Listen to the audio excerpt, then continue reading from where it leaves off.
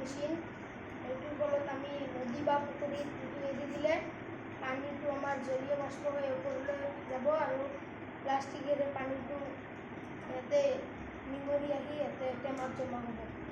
ইয়াৰ ফলত আমি কম খৰচী আৰু সুবিধাজনক পানী পৰিষ্কাৰ কৰা বিজ্ঞানটো বৰষুণৰ পানী লগতে যিকোনো লেতেৰা পানী আমি ইয়াতে পৰিষ্কাৰ কৰিব পাৰোঁ। আৰু এইবিলাক আমাৰ যিবিলাক পানীৰ সমস্যা থকা যেনেকুৱা লেতেৰা পানী আছে সেইবিলাক ঠাইত আমি এইবিলাক বনাই সহজতে পানী পৰিষ্কাৰ কৰিব পাৰিম।